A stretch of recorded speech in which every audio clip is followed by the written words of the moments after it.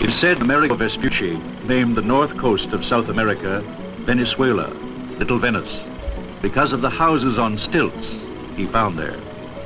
Esta es la historia del origen del nombre de Venezuela, que nos cuentan a todos en el colegio, la de un explorador de origen italiano llamado Amerigo Vespucio, que al ver unas construcciones indígenas sobre el agua, conocidas como palafitos, recordó a la ciudad italiana de Venecia.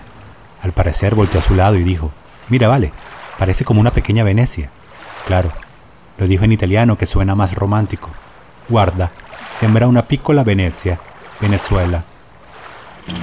Me pregunto si esta historia la cuentan a los niños en los colegios de Italia. ¿No les parecerá curioso un país llamado Pequeña Venecia? A finales del siglo XIX empezarían a llegar a la Pequeña Venecia un número importante de inmigrantes italianos, escapando de la guerra. El número sería aún mayor a mediados del siglo XX, promovidos por el entonces presidente Marcos Pérez Jiménez, en su afán de industrializar al país y desarrollar la agricultura con la mano de obra y el conocimiento de los inmigrantes. Vicente Gervasi, un importante poeta venezolano, hijo de inmigrantes italianos, retrató de manera poderosa el espíritu del inmigrante de comienzos del siglo XX y lo que representaba para entonces Venezuela. En su poema, Mi padre el inmigrante, hay un fragmento que dice: «Yo vengo de los puertos, de las casas oscuras, donde el viento de enero destruye niños pobres, donde el pan ha dejado de ser para los hombres. Yo vengo de la guerra, del llanto y de la cruz. Ampárame, oh tierra maravillosa». Nací en Caracas.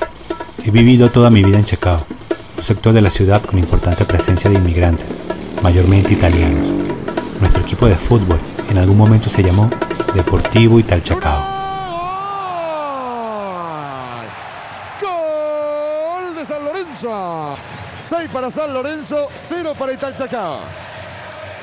No soy italiano, no tengo antepasados italianos. Mi mamá es colombiana y mi papá venezolano. El pequeño edificio de 4 pisos en el que crecí y donde aún vivo hace esquina con el callejón Codazzi, que recibe su nombre en honor a Agustín Codazzi, ingeniero militar y cartógrafo italiano. Hizo parte de la lucha de independencia, que además fue el encargado de hacer el levantamiento cartográfico del mapa de Venezuela. Es decir, que los italianos no solo nos dieron el nombre, sino también forma en los mapamundi. En mi edificio, la mayoría de las familias eran inmigrantes, españoles, portugueses y en mayor número italianos. Me atrevería a asegurar que solo el 15% eran familias venezolanas. En ese 15% estaba mi familia, que además era mitad colombiana. Era un edificio de gente mayor, parejas de esposos que vivían solos, cuyos hijos habían hecho su vida en otra parte. Yo era de los pocos niños del edificio, y como mi madre era soltera y costurera, se hizo de la gracia de todas las señoras, que me adoptaron a mí como el mandadero del edificio. Me llamaban Pietro. Sonaba el teléfono de la casa y era para preguntarle a mi madre si Pietro podía ir a la farmacia o al supermercado. Siempre había comida de las vecinas en mi casa: pastichos, raviolis, canelones. Gran parte de nuestra dieta estaba basada en la comida de las vecinas, que sentían placer dándonos a probar su comida. Siempre se ha dicho que Venezuela es el segundo país que más consume pasta por número de habitantes, solo superado por Italia. A los 17 años escribí un poema llamado Sueños Culinarios, donde comparaba a una chica que me había roto el corazón con el placer de quien come un plato de pasta. La chica, Vanessa Pignatari, era hija de italianos. Mucho tiempo después mostré el poema a una amiga cineasta e hice un cortometraje bellísimo con él. Ad occhi chiusi hai preso il mio cuore nella tua bocca, masticandomi con forza, poi con rabbia l'hai sputato.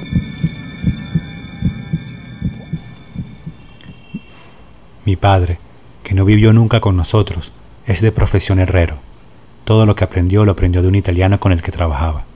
Siempre me decía que los italianos eran los mejores herreros del mundo, que las mejores máquinas eran de fabricación italiana, como este ascensor de mi edificio, de marca Falconi, que luego de 53 años funcionando se ha parado por primera vez, a la espera de un repuesto que debemos conseguir en Italia. Acá vemos a mi padre con su mejor estilo, en el Domo de Milano. La primera vez que fue a Italia a finales de los 80. De ese viaje me trajo una pelota del Mundial de Italia 90 y un libro. Este libro que sostiene ahora mi hija, la guía completa a colores de Venecia. A 3 cuadras de mi casa queda el pasaje Galería Venecia, construido en 1955. De niño me encantaba atravesar este pasaje y ver las tiendas. Acá quedaba la barbería del señor Antonio, un italiano que me cortaba el cabello y de quien me inspiré para hacer mi primer cortometraje. Alberto. Alberto. No, Albertos con apóstrofe y S al final. Es una cosa que llama la atención. Muchas personas lo usan. Me parece una idea estúpida. ¿Cuál de tantas? Bueno, la de la S al final. El señor Antonio regresó a Italia. Hoy la barbería está reducida a lo mínimo y lucha por mantenerse a flote en un lugar que es una microexpresión de Venezuela. Un lugar peligroso y con mala administración. Diagonal a donde vivo quedaba el Café Sucre, conocido como el Café de los Italianos. Un lugar pequeño que era el sitio de encuentro de la comunidad inmigrante. Lugar por excelencia para ver el fútbol. Podías escuchar los gritos de gol y las mentadas de madre a lo lejos. Aprendí algunas groserías ahí, como figlio di puttana, va a cagare, y mi favorita, va a fanculo. Su último dueño murió hace varios años. El lugar cerró. Muchos de los italianos que hacían vida en mi calle, en el edificio donde vivo, han regresado a Italia o han muerto. Sus negocios, sastrerías, tiendas de zapatos, ferreterías, han desaparecido. Son ahora tiendas de artículos eléctricos. El último italiano de mi infancia en abandonar el edificio fue el señor Miguel. Lo recuerdo con cariño. Fue la última persona en llamarme Pietro y la única en llamar a mi hija Petrina.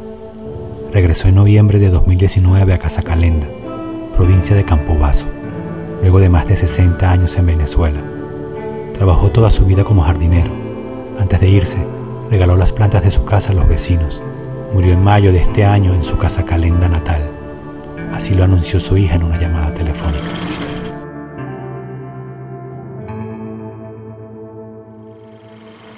La Embajada de Italia estima que un 5 o 6% de la población venezolana es de descendencia italiana.